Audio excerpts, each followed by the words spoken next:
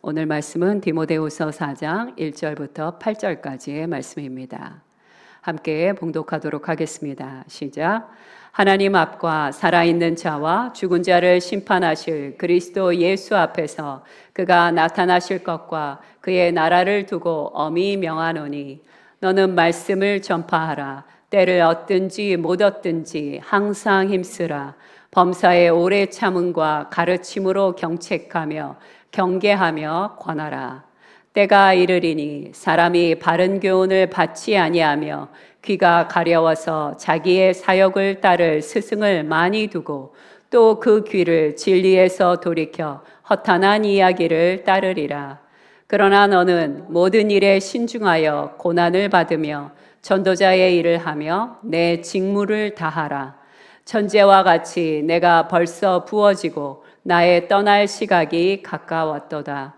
나는 선한 싸움을 싸우고 나의 달려갈 길을 마치고 믿음을 지켰으니 이제 후로는 나를 위하여 의의 면류관이 예비되었으므로 주 곧 의로우신 재판장이 그날에 내게 주실 것이며 내게만 아니라 주의 나타나심을 사모하는 모든 자에게 도니라. 아멘. 오늘은 나의 달려갈 길을 마치고 라는 제목으로 함께 말씀을 전하고자 합니다. 오늘 본문 말씀은 3장 1절부터 시작된 사역자에 대한 권고, 권면에 대한 종결 부분입니다. 1절에서 사도 바울은 장차 심판자로 오실 예수 그리스도에 대하여 언급하시며 디모데에게 강하게 권면하십니다. 과거에는요, 제가 어렸을 때 저희 친정어머님을 보면 가을에 신방을 목사님이 오신다 그러면 며칠 전부터 집안을 열심히 구석구석 청소를 하셨습니다. 그리고 신방을 오시는 목사님을 위하여 음식을 마련했던 것을 지금도 기억을 하고 있습니다.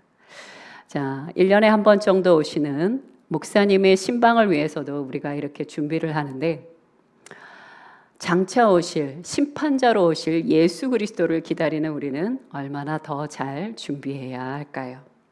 말씀을 함께 보도록 하겠습니다. 계시록 3장 3절 말씀입니다. 함께 읽겠습니다. 시작. 그러므로 내가 어떻게 받았으며 어떻게 들었는지 생각하고 지켜 회개하라. 만일 일깨지 아니하면 내가 도둑같이 이르리니 어느 때에 내게 이르는지 내가 알지 못하리라. 아멘. 바울은 디모데에게 어떻게 명합니까? 이렇게 말씀하십니다. 엄히 명하노니. 엄히 명하노니라고 하시고 나서 그 다음에 뭐라고 말씀하시냐면 너는 말씀을 전파하라 라고 그렇게 권하십니다. 우리 그리스도인들이 해야 할 일은 바로 복음 전파입니다. 때를 얻든지 못 얻든지 상관없이 우리는 복음을 전파해야 하는 사람입니다. 복음을 전파한다는 이 전도는요, 전도의 은사가 있는 사람만 전하는 것이 아닙니다. 그리스도인이라면 누구나 해야 되는 것이 바로 전도라는 것입니다. 미국의 35대 케네디 대통령은 이런 말을 했습니다. 만일 눈먼 자가 불구덩이 속에 떨어질 위험에 처해 있다면 당신은 가만히 두고만 보고 계실 것입니까? 아니요. 우리는 그럴 수 없습니다. 우리는 복음을 모르는 이들에게 하나님의 복음에 대해 예수 그리스도의 복음에 대하여 반드시 전해야만 하는 것입니다. 로마서 10장 13절부터 14절까지의 말씀 함께 읽도록 하겠습니다. 시작. 누구든지 주의 이름을 부르는 자는 구원을 받으리라. 그런즉 그들이 믿지 아니하는 이를 어찌 부르리요? 듣지도 못한 이를 어찌 믿으리요? 전파하는 자가 없이 어찌 들으리요? 아멘. 자, 그런데 우리가 복음을 전했습니다.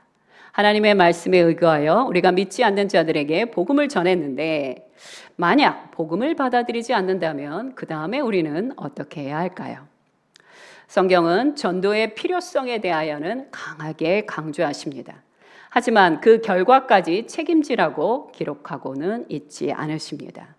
믿지 않는 이들에게 복음을 알리는 것은 그리스도인의 마땅한 책임이 맞습니다. 그러나 그들의 마음을 열고 믿게 하는 분은 누구라고요? 하나님이십니다. 바울이 빌립보에서 복음을 전했을 때 사도행전 16장에는 이렇게 기록되어 있습니다. 주께서 루디아의 마음을 열어 말씀을 따르게 하셨더라. 사도 바울이 그렇게 한 게 아니고요. 주께서 루디아의 마음을 열어서 그렇게 하셨습니다. 씨 뿌리는 비유에서도 마찬가지로 같은 씨앗을 뿌렸지만 그 마음밭에 따라서 어떤 사람은 싹이 나기도 하고 싹이 났다가 멈추기도 하고 혹은 싹이 나지 않는 경우도 있다고 예수님은 말씀하십니다. 그러므로 상대방이 복음을 들었으나 만약 반응하지 않는다면 첫째, 강요하지 마시기 바랍니다. 복음은요, 증언이지 그것은 압박용이 절대로 아닙니다. 억지로 설득하거나 미묘하게 정서적으로 압박을 하면 도리어 상대방에게 상처가 될 수 있습니다. 예를 들어 예수님은 부자 청년을 사랑하셨습니다. 그래서 부자 청년에게 뭐라고 말씀하셨죠? 너는 너의 재물을 가난한 자들에게 나누어 주고 나를 따르라 라고 말씀하셨어요. 그 부자 청년이 예수님을 따랐나요? 아니요. 그는 자기의 갈 길로 갔습니다. 그때 예수님이 어떻게 반응하셨어요? 붙잡았습니까? 붙잡지 않으셨습니다. 그가 가도록 두셨습니다. 전도의 결과를 나 자신의 실패로 절대로 해석하셔서는 곤란합니다. 상대의 거절이 나의 실패다라는 생각은 하시지 마시기 바랍니다. 왜 그렇습니까? 위대한 사도 바울도 복음을 전하다가 거절당했고 예수님은요? 예수님도 배척당하셨습니다. 그러니 우리가 복음을 전한다고 그 모든 복음이 다 열매로 맺히느냐? 그런 일은 없다는 것입니다. 그러니 절대로 낙담하지 말라는 것입니다. 세 번째, 상대방이 복음을 들었으나 반응하지 않을 때 우리는 어떻게 해야 되냐면요. 우리는 그 다음부터는 삶을 통하여 복음을 전해야 합니다. 때로는 말보다 오래 남는 것이 무엇입니까? 그 사람의 삶이라는 것입니다. 정직함과 온유함과 인내와 사랑과 평안 속에서 사람들은 저렇게 사는 것이 구원받은 자들의 진정한 삶이구나를 보면서 따라오게 된다는 것입니다. 때로는 한 번의 설교보다 진정한 삶이 누군가의 마음을 열 수 있습니다. 네 번째, 기도로 하나님께 맡겨드려야 하는 것입니다. 사람을 변화시키는 것은요, 논리 아니고요, 나의 수고 아니고요, 성령의 역사하심입니다. 그러므로 전도 이후에 우리가 가장 많이 해야 될 사역은 무엇입니까? 설득이 아니라요, 중보기도입니다. 이것이 복음을 전하고 전했으나 반응하지 않은 이들에게 해야 할 우리의 몫입니다. 다섯 번째 마지막은 때를 분별할 줄 알아야 합니다. 만약 복음에 적대적인 사람이 계십니까? 그렇다면 잠시 물러나는 것도 지혜라고 말할 수 있습니다. 바울도 완강히 거부하는 지역에서는 다른 곳으로 넘어가서 복음을 전했습니다. 보석의 가치를 모르는 이들에게는 아직은 보석을 주지 말아야 하는 것입니다. 결국 전도는 무엇입니까? 내가 반드시 변화시키고야 말겠다. 이런 다짐을 해서는 안 됩니다. 결과를 하나님께 맡겨야 되고요. 그리고 하나님의 역사하심을 기다리며 하나님보다 앞서가지 마셔야 합니다. 복음은 씨앗과 같아서 어떤 씨앗은 땅에 떨어지자마자 싹이 날 수도 있고 어떤 씨앗은 시간이 한참 지난 다음에 싹이 날 수 있으니 하나님의 때를 기다리시기 바랍니다. 자, 이제 3절과 4절로 넘어가겠습니다. 3절과 4절에서는 진리에 대하여 세상 사람들이 왜 그렇게 반응하는지를 우리에게 설명해 주십니다. 디모데후서 4장 3절 초반절 말씀만 함께 보겠습니다. 시작. 사람이 바른 교훈을 받지 아니하며, 여기서 바른이라는 것은 원어에 보면 무슨 뜻이냐면 건강하다, 온전하게 하는 교훈이다 라는 뜻을 갖고 있습니다. 그런데 중요한 것은 무엇이냐면 사람들이 바른 교훈을 받지 않는 이유는요, 이 바른 교훈을 이해하지 못해서 따르지 않는 게 아니라 싫어서 따르지 않는 것입니다. 그렇다면 왜 사람들은 이 바른 교훈을 싫어하는 걸까요? 바른 교훈은 첫째, 우리의 죄를 드러내기 때문이에요. 우리의 죄를 드러내고 우리로 하여금 회개를 요구하십니다. 또한 자기 부인을 요구합니다. 여러분, 우리가 살면서 내 자신이 늘 해왔고 생각했고 행동했던 것을 부인하게 만드는 것은요, 고통스러운 일입니다. 원하지 않습니다. 또 마지막으로 바른 교훈은 십자가를 지게 하기 때문에 사람들이 싫어한다는 것입니다. 인간은 본성적으로 자신을 변화시키려는 진리의 말씀보다는 내 자신을 합리화시키거나 정당화하는 말을 더 편하게 듣고 좋아합니다. 요한복음 3장 19절부터 20절까지의 말씀을 함께 읽어보도록 하겠습니다. 시작. 그 정죄는 이것이니 곧 빛이 세상에 왔으되 사람들이 자기 행위가 악함으로 빛보다 어둠을 더 사랑한 것이니라. 악을 행하는 자마다 빛을 미워하여 빛으로 오지 아니하나니 이는 그 행위가 드러날까 함이요. 아멘. 자, 디모데후서 4장 3절 그 다음 절 말씀 함께 읽겠습니다. 시작. 귀가 가려워서. 자, 귀가 가려워서라는 것은요, 헬라어로 크네도메노이 텐 아코엔이라고 합니다. 참 재밌는 표현인데요. 귀가 가렵다는 것은 무슨 뜻이냐면 내가 너무너무 듣고 싶은 말이 있어서 막 귀가 간지럽게 느껴질 정도라는 거예요. 안달이 날 정도라는 거예요. 내가 너무너무 듣고 싶은 말. 예를 든다면 위로는 받고 싶어요. 하지만 회개는 원치 않습니다. 축복은 받고 싶어요. 하지만 하나님의 말씀에 순종하고 싶지는 않습니다. 은혜는 원하지만 변화는 원치 않는 그런 말. 우리는 그런 말을 막 듣고 싶어 한다는 것입니다. 즉 사람들이 하나님의 진리의 말씀을 듣는 것 대신 나의 욕망을 충족시켜주는 것, 나의 감정을 좀 만져주는 것, 그런 만족시켜주는 말을 찾아다니는 영적 상태를 가리켜 뭐라고 말을 하느냐? 귀가 간지럽다. 이렇게 표현하는 것입니다. 즉 이것은 무엇을 표현하는 것이냐면 하나님 중심적인 신앙이 아니라 나 중심적인 신앙. 신앙이 있는 것 같기는 한데 하나님 중심적인 신앙 아니고요. 나 중심적인 신앙으로 내가 듣고 싶은 말만 듣고 싶어 하는 것. 그런 상태를 귀가 가렵다라고 묘사하고 있습니다. 그 다음 디모데후서 4장 3절 그 다음 절 말씀입니다. 함께 읽겠습니다. 시작. 자기의 사역을 따를 스승을 많이 두고. 역시 비슷한 말입니다. 스승을 둔다는 건 뭐예요? 스승이 말씀하시는 그 진리에 내가 내 삶을 수정하고 변화시키려고 하는데 악한 세대는 어떠냐면요. 그게 아니에요. 내가 좋아하는 말을 해주는 스승을 쫓아다닌다는 것입니다. 내가 변화될 생각을 하지 않고 나의 말을 지지해줄. 내가 틀렸건 뭐 맞았건 그건 중요하지 않아요. 내가 원하는 말을, 내 야망을 충족시켜줄, 내 욕망을 가득 채워줄 그런 스승을 찾아 헤매고 있다는 것입니다. 그래서 사람들은요, 자신을 책망하지 않고 책임 없는 자유를 강조하고 감정적으로 위로해주는 메시지를 찾아다닌다는 것입니다.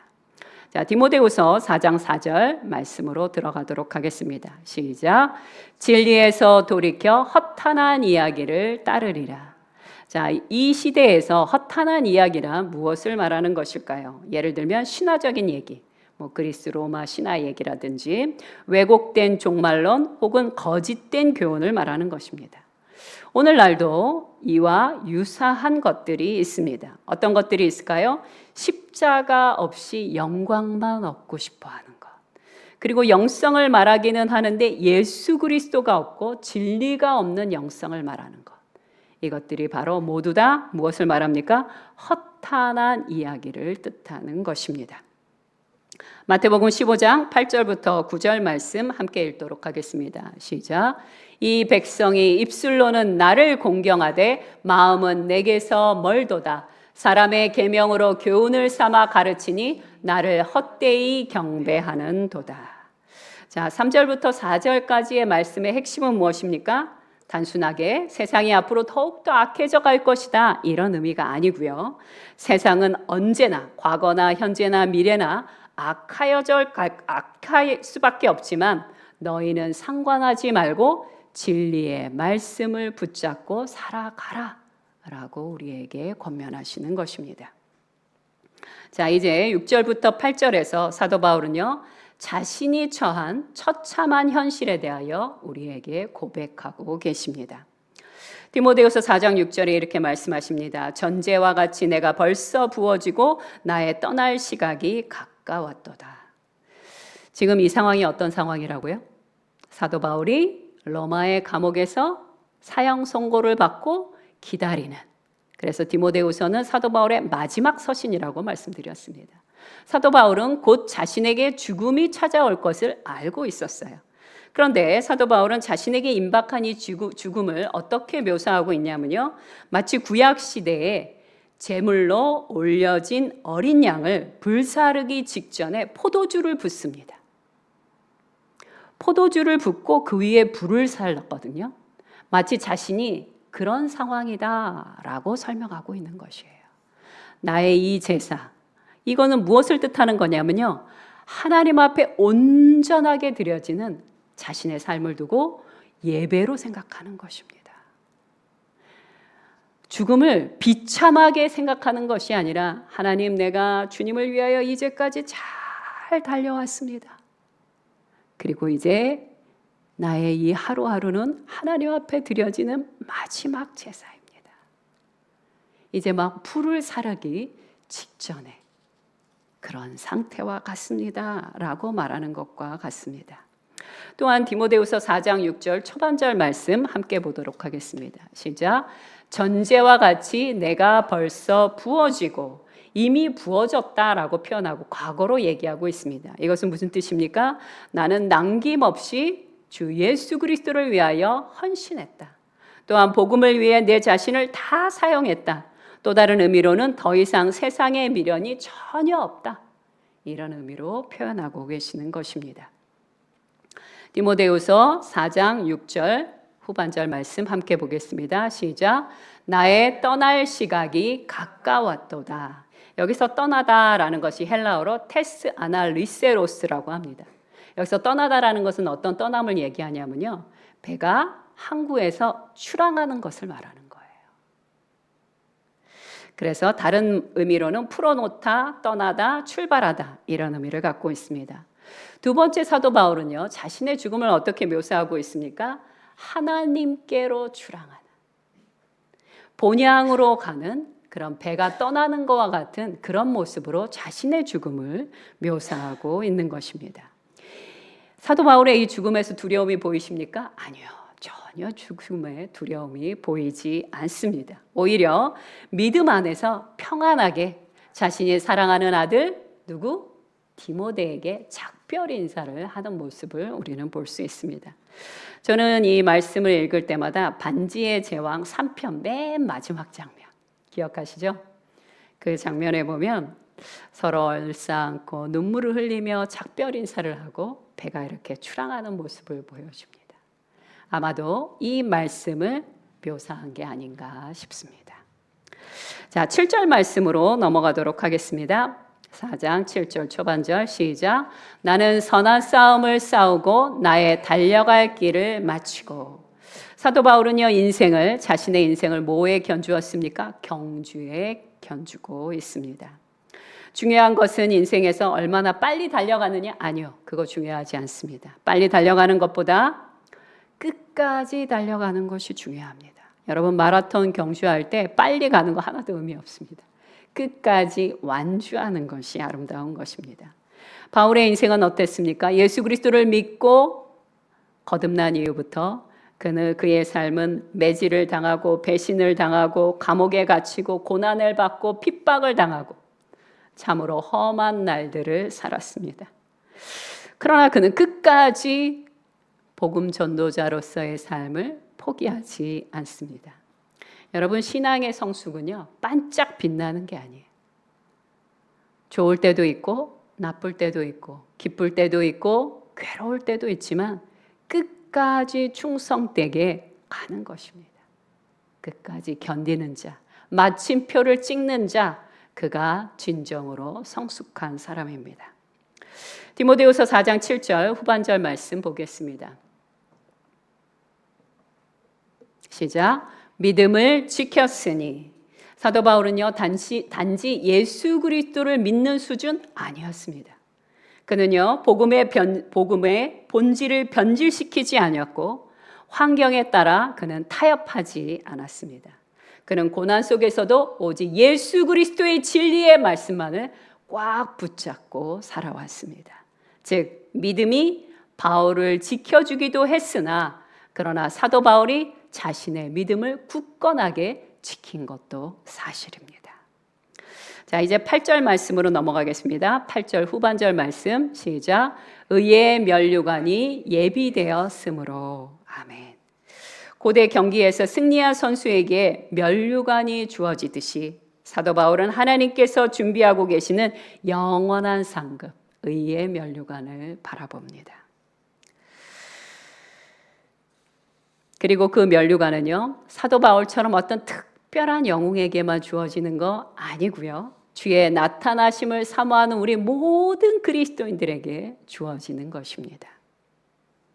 곧 예수님의 재림을 기대하고 세상보다 하나님 나라를 바라보고 믿음 안에서 살아가는 모든 그리스도인들에게 주시는 하나님의 은총이라고 보시면 됩니다. 결론을 말씀드리겠습니다. 사도 바울은요, 죽음을 앞둔 마지막 순간에 자신의 삶을 돌아보며 세 가지를 고백합니다. 첫째, 나는 싸웠다라고 말합니다. 두 번째, 나는 달려갔고 세 번째, 나는 지켰다라고 말합니다. 그는 무엇과 싸웠습니까? 선한 싸움을 싸웠습니다.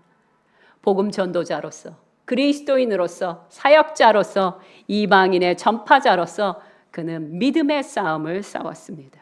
또한 그는 자신에게 맡겨진 소명의 길을 끝까지 달려갔습니다.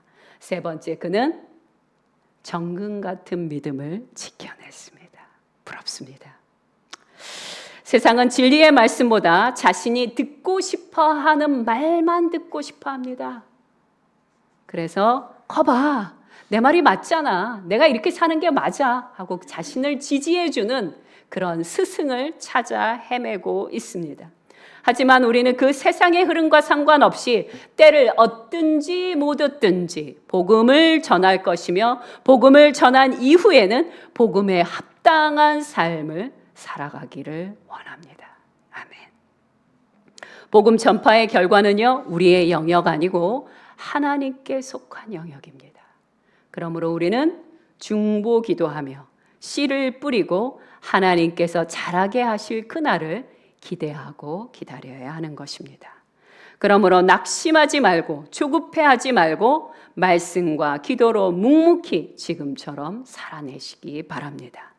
그럴 때 하나님께서 의의 면류관을 예비하시고 두 팔을 벌리고 우리를 기다려 주실 것입니다.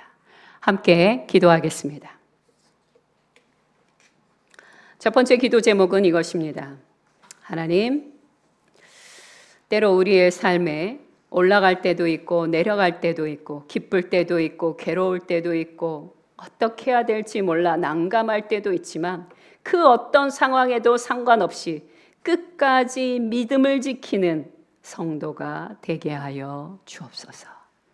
이 부분을 위하여 함께 통성으로 기도해 주시기 바랍니다. 함께 기도하겠습니다.